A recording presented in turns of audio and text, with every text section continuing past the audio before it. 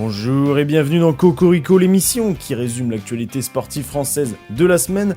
Dans cette émission, on va revenir sur la semaine qui vient de s'écouler, à savoir du 14 au 20 avril. Alors cette semaine, on va parler de la semaine de dingue en football, des playoffs dans NBA qui ont commencé, de Félix Lebrun avec la Coupe du Monde de ping-pong, de Formule 1, de cyclisme, de fléchettes, et restez jusqu'à la fin pour écouter la belle prise de parole de Giovanni Castaldi sur l'héritage sportif catastrophique. Après les JO, vous allez voir. Alors on reprend l'actualité sportive tout de suite. C'est parti.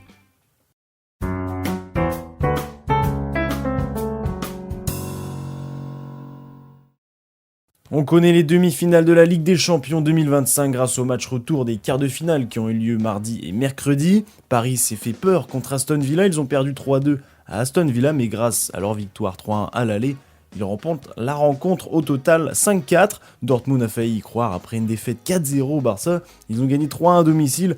Le Barça passe en demi-finale avec un total des deux matchs de 5-3. Tout le monde parlait de la remontada du Real qui a pris 3-0 à Arsenal. Finalement, ils ont été décevants voire nuls. Victoire de Arsenal 2-1 au Bernabeu, score final à 5-1. Et la meilleure rencontre de ces quarts de finale, Inter Milan contre le Bayern Munich. Les Interistes ont gagné 2-1 au Bayern Munich à l'aller. Et au retour, Kane va marquer pour égaliser 2-2. Martinez et Pavard, le français, vont inscrire 2 buts pour Milan, 4-2. Le défenseur d'hier marque le 3e but pour Munich, 4-3. Et là s'ensuit beaucoup d'actions dangereuses pour les Allemands qui n'y arriveront pas malheureusement. Victoire de l'Inter Milan 4-3 au cumul des deux matchs. Alors les demi-finales seront Arsenal-PSG et l'Inter Milan-Barcelone. Les matchs allés c'est mardi et mercredi prochain, là, le 29 et le 30 avril. En Europa League, on a vécu un scénario de dingue entre Manchester United et Lyon. L'un des matchs de l'année, 2-2 au match aller à Lyon. Au match retour, United inscrit 2 buts en première mi-temps. Les Lyonnais égalisent en 7 minutes en deuxième mi-temps, 2 partout, direction les prolongations. Réduit à 10 à la 89e avec un carton rouge de Tolisso malheureux. Les Lyonnais ne vont rien lâcher et même inscrire 2 buts en prolongation. United, eux non plus, ne baissent pas les bras. Ils vont inscrire un penalty, puis à la 120 et la 121e, marquer 2 buts qui offrent la victoire à Manchester. L'ambiance était dingue sur le dernier but. Manchester United rejoint Bilbao en quart de finale et l'autre demi sera Tottenham-Bodo. Dans cette 29e journée de Ligue 1, Paris a gagné tranquillement 2-1 contre Le Havre. Marseille a écrasé 5-1 le dernier Montpellier. Monaco et Strasbourg se sont laissés sur un match nul 1 partout. Lyon s'incline 2-1 dans le derby contre Saint-Etienne. Semaine très dure pour l'OL et Lille en profite et s'impose 3-1 contre Auxerre au classement. Paris a 77 points, Marseille 55, Monaco 54, Lille 53 et Nice passe devant Lyon et complète le top 5 avec 51 points. En Europe, en Bundesliga, le Bayern Munich a gagné 4-0 à Heidenheim. Le Bayern fait 1-1 à Saint-Pauli et Francfort 0-0 à Augsbourg. Le Bayern a 72 points, Leverkusen 64, Francfort 3e avec 52 et Leipzig passe 4e avec 49 points. En Angleterre, Liverpool a gagné 1-0 à Leicester. Arsenal écrase 4-0 Ipswich. Newcastle est provisoirement 3e avant que Nottingham et Tottenham se rencontrent aujourd'hui, donc ce lundi 21 avril. Liverpool est devant à 79 points, Arsenal 66, Newcastle 59 et City 58.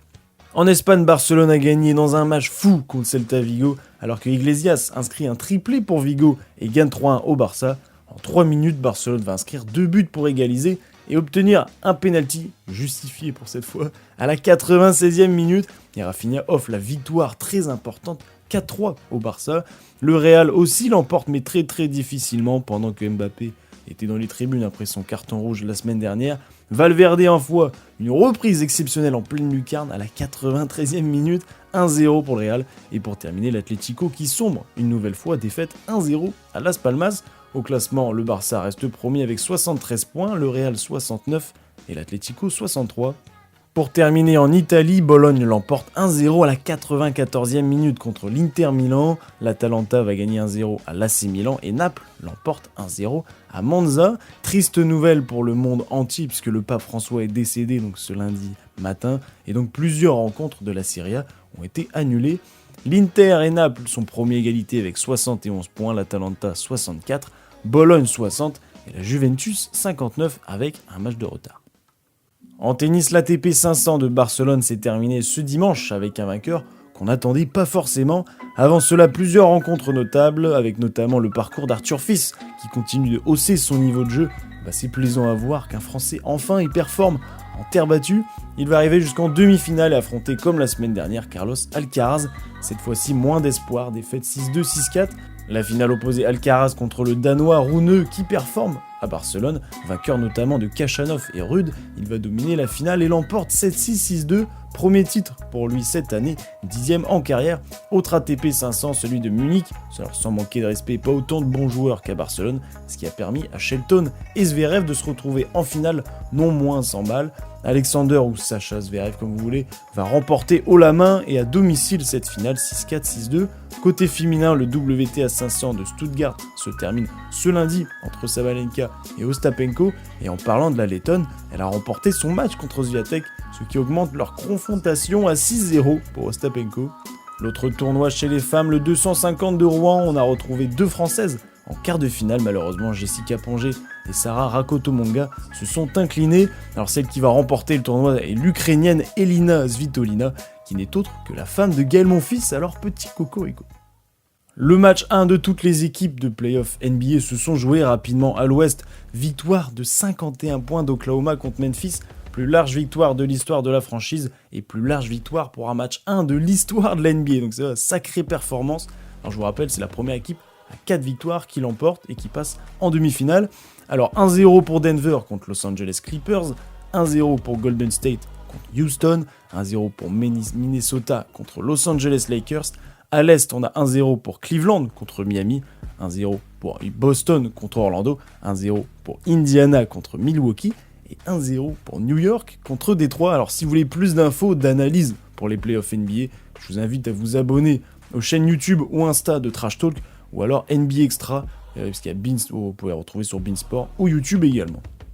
Les phases finales de l'Euroleague vont démarrer cette semaine aussi avec nos deux équipes françaises qualifiées. Monaco va affronter Barcelone et Paris, Fenerbahçe ce mardi et mercredi. Et en Euroleague, c'est la première équipe à 3 victoires qui remporte la série. On termine par la Betclic Elite. Monaco l'a emporté d'1 point à Dijon 77-78. Paris s'est fait peur contre Chalon-sur-Saône, mais victoire 197. Cholet a gagné 71-77 à Saint-Quentin et Lyon a battu Bourg-en-Bresse 89-80. Alors Monaco, Paris et Lyon sont toujours premiers ex-aequo, Cholet 4e et Bourg-en-Bresse 5e.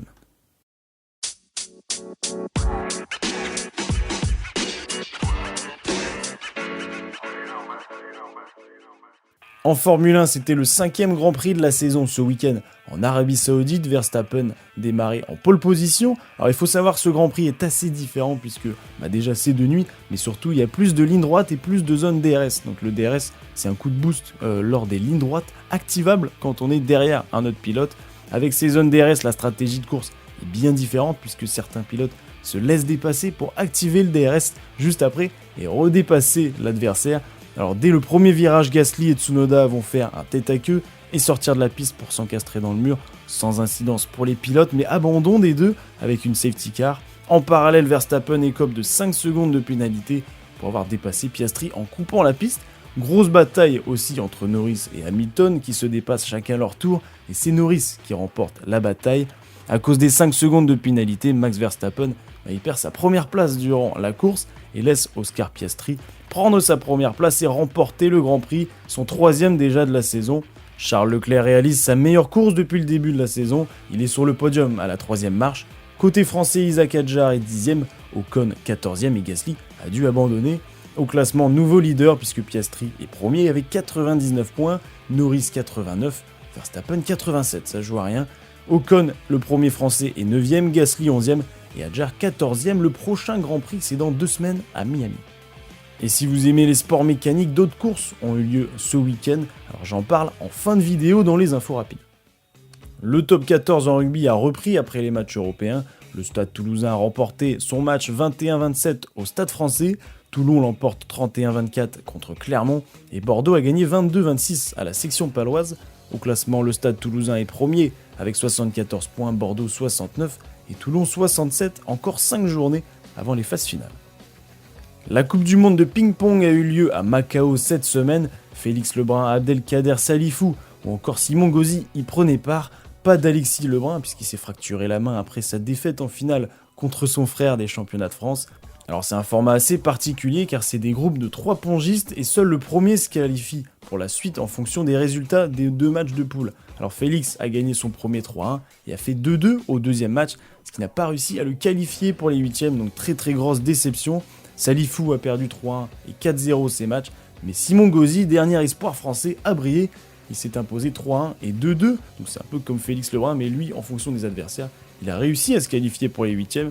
Il a retrouvé le Suédois Beauregard, et quel match entre les deux. Il va y avoir 4 jeux qui vont se jouer à 2 points d'écart, alors que les 2 joueurs sont à 2 partout. Beauregard empoche le 5e 14-12, et le 6e 13-11, ultra serré, mais qui élimine le Français. Très beau parcours de Simon qui a été le meilleur Français dans cette Coupe du Monde.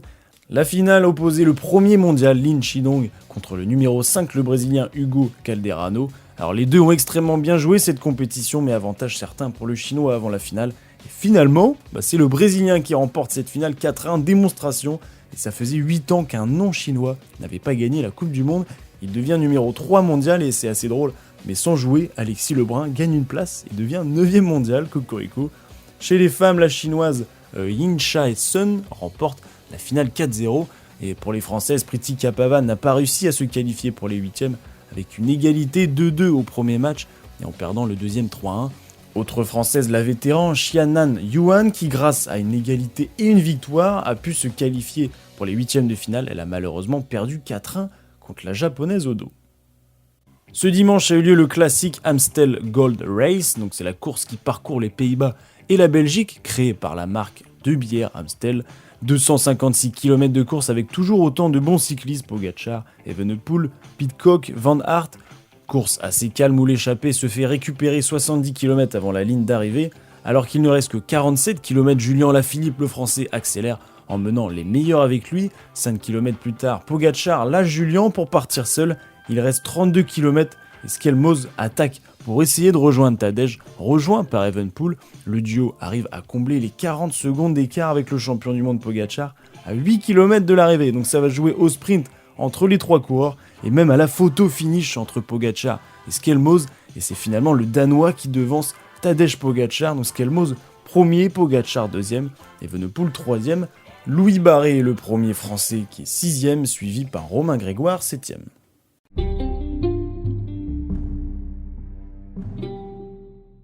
Jeudi avait lieu la 11e nuit de la Première Ligue en fléchette, donc les 8 meilleurs joueurs qui s'affrontent, cette fois-ci à Rotterdam. Donc Michael van Gerwen était à la maison, mais il va perdre au premier tour.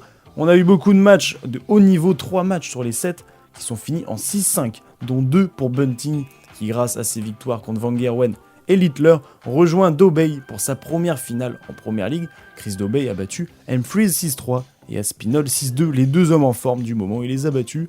La finale va être à sens unique entre les 2 derniers du championnat avant cette finale. Dobey l'emporte 6-2. Au classement, Littler à 30 points, Humphries est 2e avec 23, Aspinall 3e 17 points et Price 4e avec 15 points. La nuit 12 sera jeudi à Liverpool. Il y a également le German Dart GP en ce moment à Munich. Les meilleurs joueurs y participent. La finale sera ce lundi soir, donc à 22h30. Pour l'instant, Michael van Gerwen, lui qui a réalisé un 9-darter durant ce tournoi, attend son adversaire qui sera soit Luc Littler ou alors son homologue hollandais Gian van Veen, à suivre sur Flash Résultats. Les phases finales viennent de démarrer en NHL, donc la Ligue américaine de hockey sur glace. Première équipe à 4 victoires qui l'emporte. Alors les rencontres, c'est Toronto-Ottawa, Tampa Bay-Florida, le vainqueur de l'année dernière, Washington-Montréal, Carolina-New Jersey, Winnipeg-Saint-Louis, Dallas-Colorado, Vegas contre Minnesota et le Los Angeles-Edmonton qui était le finaliste de l'année dernière. Alors même si c'est un combat entre des clubs et des villes, il y a quand même 5 équipes canadiennes contre 11 équipes américaines. En handball, la Ligue des Champions reprend cette semaine. Je rappelle que Paris s'est fait éliminer alors qu'il reste que Nantes, dernier club français. Il joue mercredi contre le Sporting pour le match aller. Et ouais, c'est les phases finales. En Star League, donc la Ligue française, le PSG s'est largement imposé à Rennes 29-42, succès de Nantes 36-27 et lâche victoire de Montpellier 25-36 à Chambéry.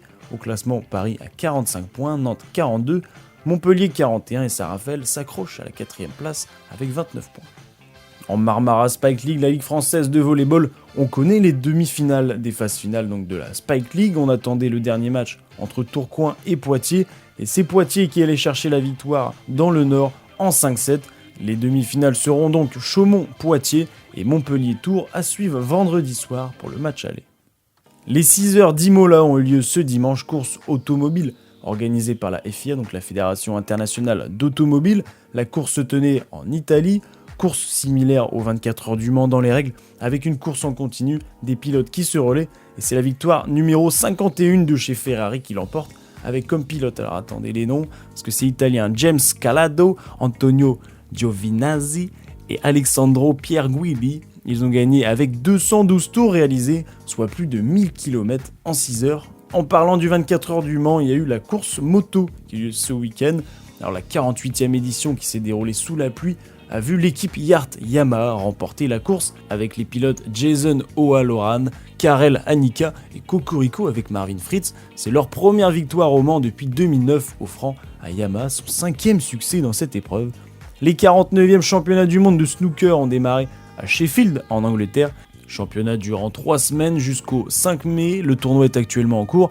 Parmi les 32 joueurs, le tenant du titre, Karen Wilson, a été éliminé dès le premier tour par le chinois Lei Peifan, illustrant la fameuse malédiction du crucible qui empêche les champions en titre de défendre leur titre avec succès depuis 45 ans. Il n'y a aucun champion qui a gagné l'année d'après. Le vainqueur du 5 mai remportera 500 000 livres, c'est quand même pas mal. Serhou Guirassy, joueur du Borussia Dortmund, est devenu le 8e meilleur buteur de l'histoire de la Ligue des Champions après son triplé contre Barcelone qui est dans le top 8. Alors on va savoir tout de suite, faites pause pour essayer de trouver donc le top 8. Un indice, beaucoup de clubs espagnols. On commence 7e égalité avec Guirassy, Lewandowski en 2022 lorsqu'il jouait au Bayern Munich. 6e Lionel Messi en 2012 qui a inscrit 14 buts avec le Barça. Alors le 3e, 4e et 5e sont égalité de 15 buts, Ronaldo en 2018, Cocorico avec Benzema en 2022, et les deux avec le Real Madrid en plus. Et le 3e c'est Lewandowski en 2020 avec le Bayern Munich, 2e Ronaldo en 2016 avec 16 buts, et premier c'est qui ? Et encore une fois c'est Ronaldo, 17 buts en 2014 avec le Real. Dans le top 5, il y a 3 fois Ronaldo, 1 fois Benzema, ça fait 4 fois sur 5 le Real Madrid, c'est incroyable. Le football français continue de sombrer. Mardi dernier, les clubs de Ligue 1 puis le conseil d'administration de la Ligue de football professionnel ont acté le principe d'une séparation avec le diffuseur DAZN, parce que ça va pas du tout en cette fin de saison, donc c'est normal, c'est du grand n'importe quoi en ce moment. Mais la plateforme britannique a rejeté sa proposition financière de rupture, transmise par un médiateur, et donc le contrat se poursuit donc, le conflit aussi, car le problème et qu'aucun diffuseur n'a encore été trouvé pour la prochaine saison qui commence dans seulement 4 mois. Donc bonne chance à eux. Et on termine avec une très belle prise de parole de Giovanni Castaldi sur le plateau de l'Équipe du soir.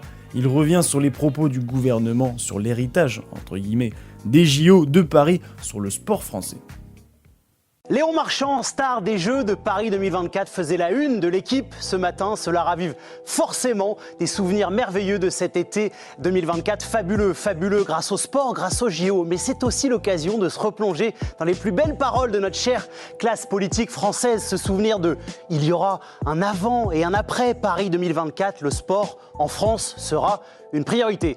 Moins d'un an après, le sport n'est toujours pas une priorité en France. Pire encore, sans l'intervention de 425 athlètes des Jeux de Paris 2024 qui avaient signé une pétition contre la baisse du budget des sports, la coupe financière aurait été colossale. La triste réalité, c'est que le budget des sports, de la jeunesse et de la vie associative représente 0,2% du budget général de la France.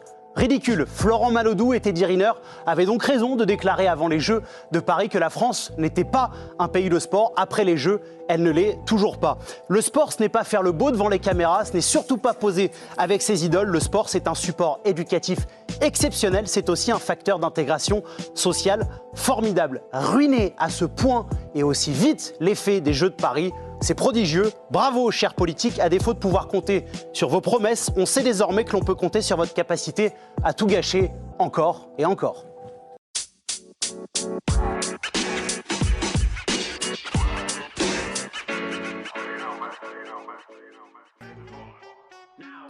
Cocorico épisode 72 est maintenant terminé. J'espère qu'il vous a plu comme chaque semaine. Cette semaine au programme, il y a la MotoGP en Espagne ce week-end, le 26 avril. Donc il y aura la finale de la Copa del Rey entre le Barça et le Real, le Classico à 22h. Il y a aussi la finale de Coupe de France de basket entre Paris et Le Mans samedi à 18h15, voilà. Il y a tout du sport, il y a du football, il y a du basket, il y a de la moto GP, et puis vous avez pas du rugby, du tennis, si vous voulez, des fléchettes, vous avez tout ce que vous voulez. Mais n'oubliez pas, c'est bien de regarder le sport, mais c'est mieux de pratiquer. Alors, allez faire du sport, allez dehors, il fait beau, le soleil, il a dit, moi j'aime bien la France, je crois que je vais m'y installer un bout de temps. Vous avez vu, il n'y a que du soleil depuis un mois, c'est magnifique. Alors, passez une bonne semaine sportive, je vous souhaite une bonne journée, une bonne soirée, une bonne ce que vous voulez. À la semaine prochaine, au revoir.